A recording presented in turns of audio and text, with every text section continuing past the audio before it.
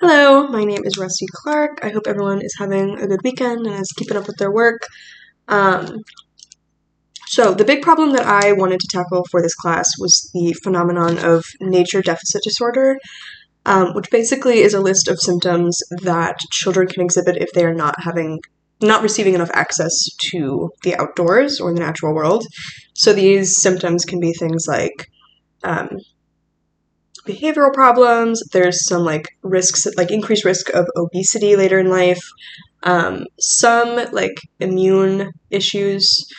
And then the big problem within that is mental health. And so there's a lot of instances where children's mental health is on the decline based off of this relationship they have with the outdoors. And then just a summary of the Bronfenbrenner models as I understand them is the way that development works is through an interconnected system of systems. And it's through those interactions that development happens. So you can't really have you can't isolate development in any of them. You need to have all of them to work. So for my big problem with the behaviorism theory and the Bronfenbrenner theory, I think that the best way to go about this is using a behaviorist lens at the micro and meso levels. So the microsystem is the immediate environment where the individual directly interacts. So the family, the home, maybe their friends, neighbors.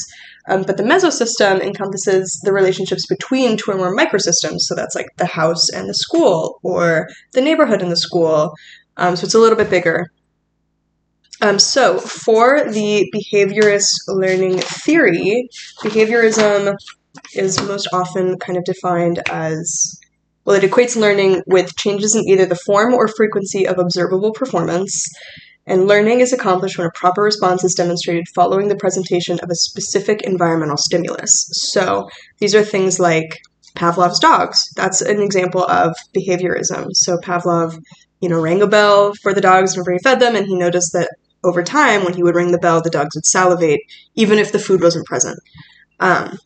So, using the micro and meso systems and behaviorism, so all three of these, my goal and my idea is to encourage families to use the outdoors as a sort of reward instead of a requirement.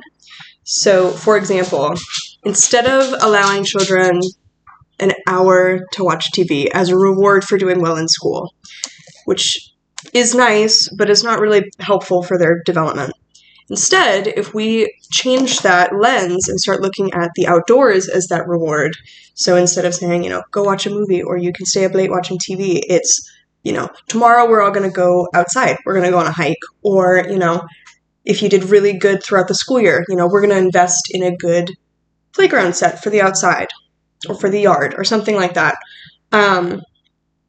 Basically, just instead of the reward systems being something indoors, which they typically are, especially because children spend so much time inside anyway, not being rewarded. A lot of school is done on a computer, on a screen, so why would we reward them with more of the same?